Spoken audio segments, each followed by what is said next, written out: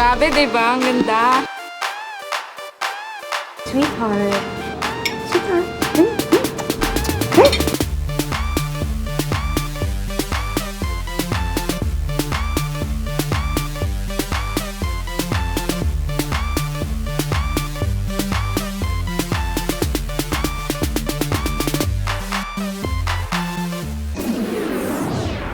Isang magandang gabi po sa inyo lahat. Kung kahapon ay pinasuot natin ang mga challengers ng Betty La Fea outfit, ngayon, ano naman kaya ang itsura nila pag sinapulutan sila ng Pilipiniana? Hindi kaya sila mangati? Ang dahil nga figure conscious ang ating mga challengers. Aatras kaya sila sa aming Pig Out Challenge. Yan at marami pang iba dito lamang sa programa kung nasaan ang tunay na drama ng buhay. Kaya't simulan na natin ang Sexy in the City series ng Extra Challenge!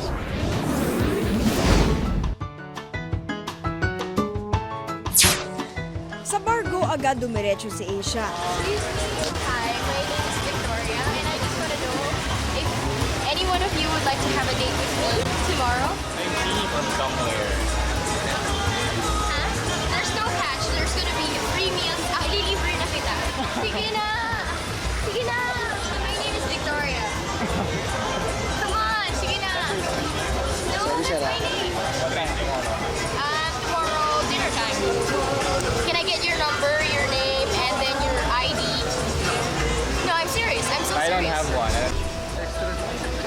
I felt a bit helpless na kung ano yung kadalasan mong ginagamit, yung charms mo, yung beauty, is something na biglang nawala sa'yo. Actually, bagay yung brows ko sa brows niya and with the glasses. So I think we'll get along pretty fine. Pero kami, diba? Uy, brows mate. he's actually very cute. Ang ganda ng lips niya, dude. Ang ganda ng lips. Alam mo yun? Yung pag nag-smile siyang gano'n, makita mo yung curve dito. Ethel, ikaw, kamusta ka na?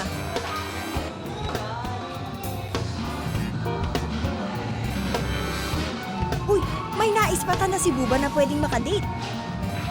Kaya di na siya nag-aksaya ng oras at niyaya na niya ito sa Napa para mag-dinner. Nako, nagkasabay pa si Ethel at Asia sa restaurant. Tuloy, nagtaka ang kadate ni Asia. What's with the whole thing? Hindi, magkakapatid kasi kami. Ilan kayo magkakapatid? Sino ka maganda? Abad. Sino yung mom niya? Ha? Sino yung mom niya? Si Betty La Fea.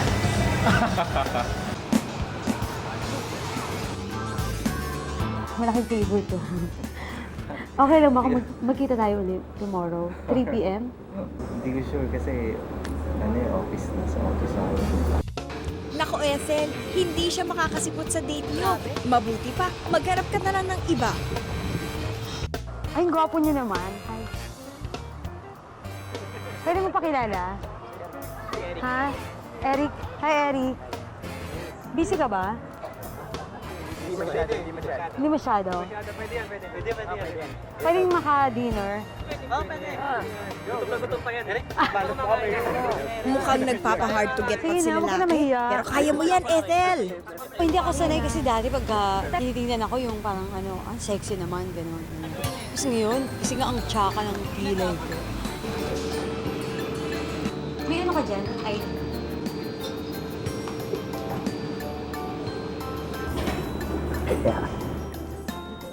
Bibigay ko sa'yo lahat. Katawan ko, pera ko, lahat. Makadate lang kita bukas. Yeah. Ethel, sweet din naman pala siya eh. Oh, ikaw naman. Ba't mo na? Kumari magjowa na kami. Sweetheart. Sweetheart.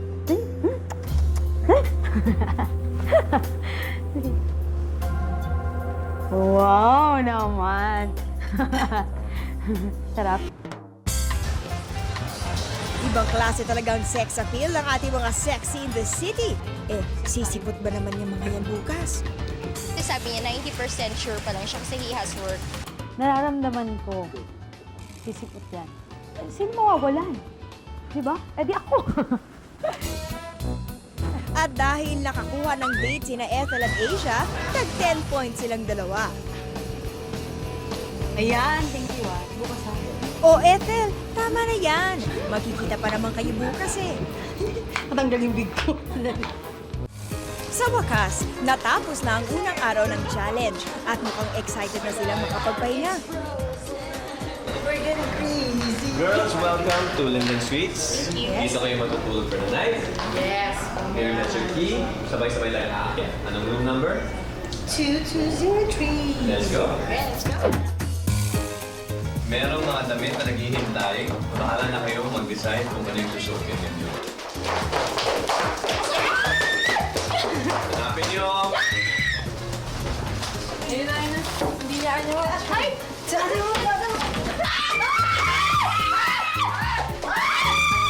Ayan.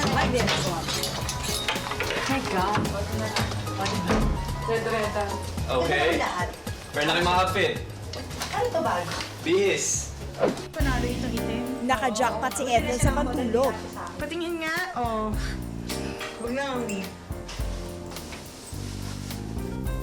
Okay naman si Asia at Lynn sa nakuha nila. magandang pantulog. Ayoko yung mga ganyan. Gusto ko yung ano, maluwag na maluwag. Mukhang bad trip si Camille sa natinang pantulog sa kanya. Honestly, hindi ako sinungaling.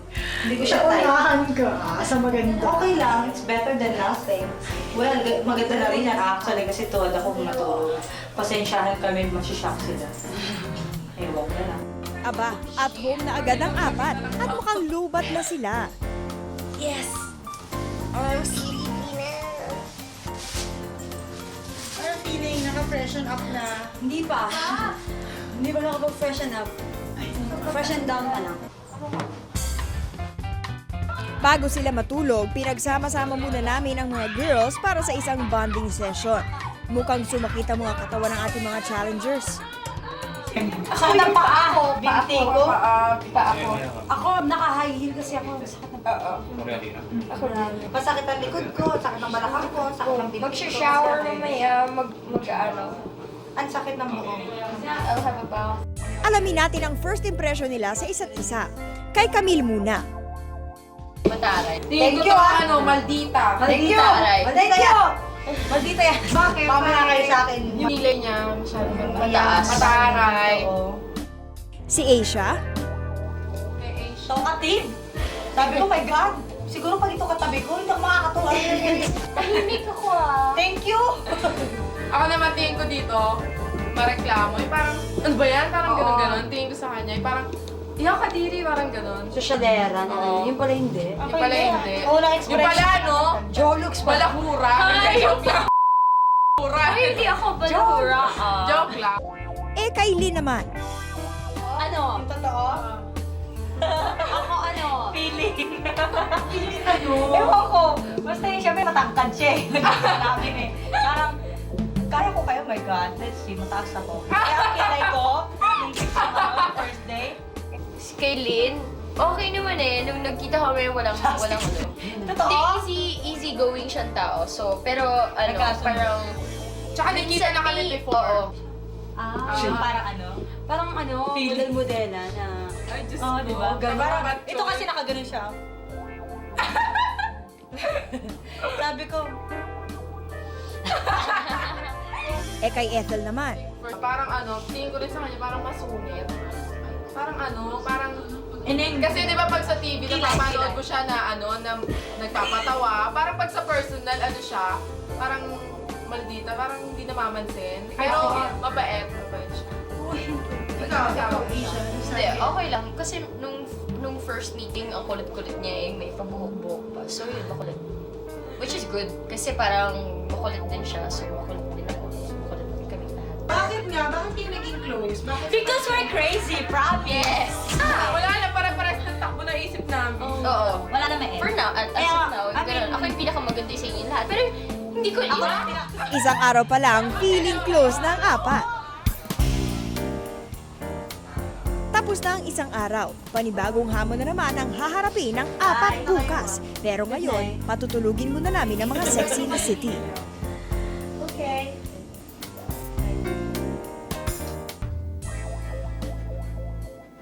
Bago umaga, kailangan natin gisingin ng mga girls para sa mga bagong challenges sa akin dito.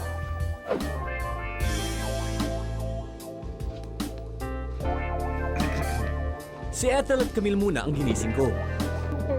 Ha? Ano ba yan? Pati ba naman yan? Si Camille, bago pa man natulog, sinabi na sa amin na weird daw yung position niya. Weird nga. Camille. Camille. Camille. Umuwi ka pa? Ay, mama. Tapos si Asia at Lynn naman.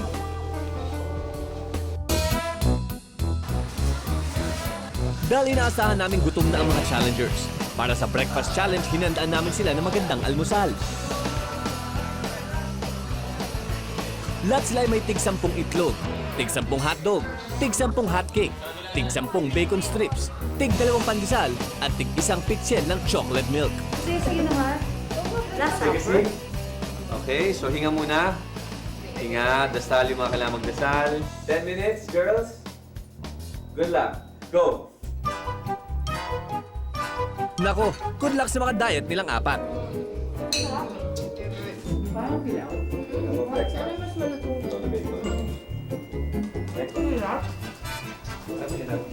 Maala.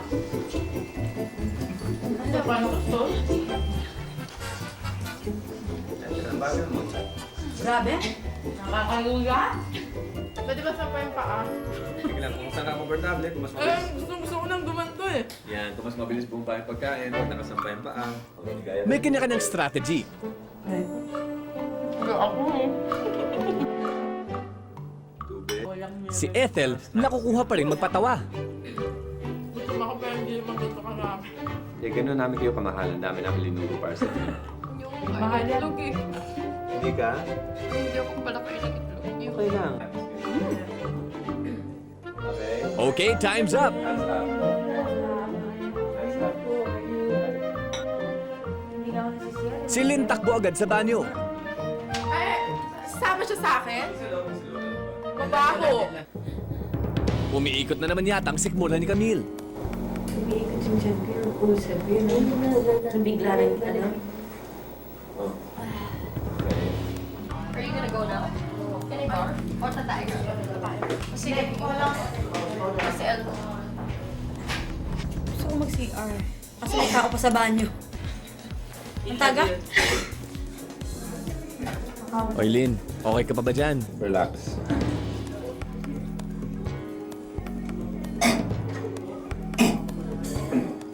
Mukhang napasubong apat sa breakfast challenge. Pasong-pasong. Sama ng tiyan ko. Pero hindi ako nagpunta ng banyo, hindi ako sumuka. Yan ang problem ko. Kasi like, pag may ulcer ka, kahit cookies muna, okay lang. Binigla ng lahat. So ngayon, may minipit ako sa sakit. But I'm not drinking medicine, I can't kasi I'm allergic. Na-imagine ko palang nakakainin siya, tapos nabubusog na ako. Tapos nakakaumay yung itlog. Kasi Nung unang kagat ko sa hotdog, dun sa bacon, masarap. Pero nung dami na, talagang parang bumabaliktad na yung ano ko. Mas masarap pa yung carrots. Pagka umaga, parang pakiramdam ko masikip pa yung tiyan ko. Parang hindi pa siya pwedeng lagyan ng pagkain. Kaya ang sakit, masakit sa tiyan, tapos sa bigla. Bagamat lahat sila'y maraming nakain, si Camille ang may pinakamaraming naubos. Kaya 10 points kay Camille sa Breakfast Challenge. Hi mga girls, sorpresa ang susunod niyang pupuntahan. Kaya ito ang mga panyo. Kailangan niyo i-blindfold ang inyong mga sarili para sa susunod na challenge.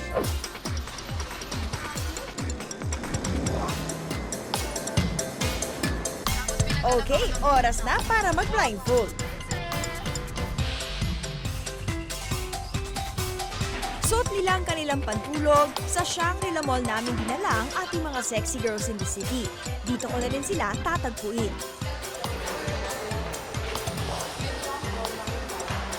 Pag-asip kaya kayo? Mall ka, mall. Naku, talagang agaw atensyon ang ating mga challengers. Sino nga ba naman pupunta sa mall na nakapantulog lang? Tingin ko, kailangan ko na silang puntahan. Nalimutan niyo ba magbihis? Si Miriam to. Para naman makita ninyo kung nasa mall tayo. Ay, yaman.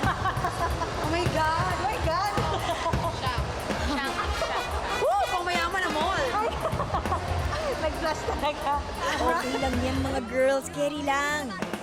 Sa Whoops Boutique, matatagpuan ang mga damit na kanilang susuotin para sa susunod na challenge. At muli, ang pwede lang nilang kunin ay ang mga damit na nasa blue hanger.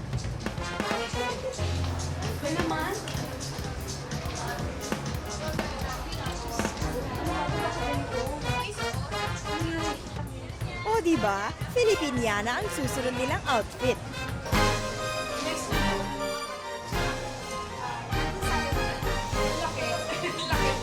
Laki sa amin, nalalaglag.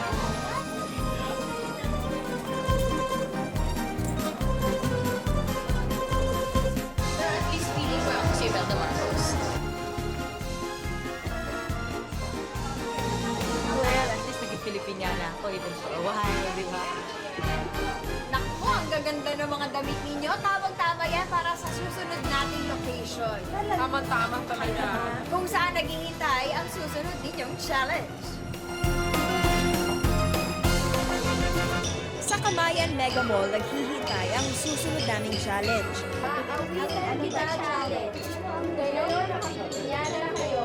Kaya ang susunod na challenge ay magkakabida si John Reyna kung kumanta o sumayaw kasabay ng mga musikero. Unang gagawa ng challenge ay si Ethel.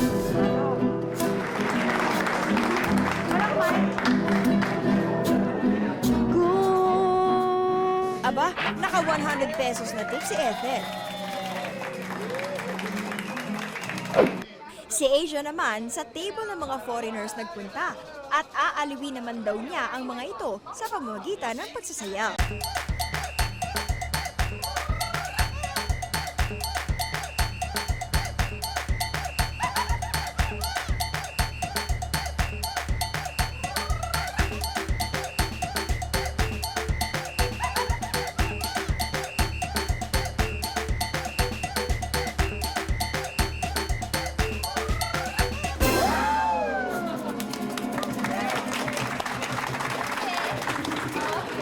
Uy, naka 100 pesos na tip din si Asia.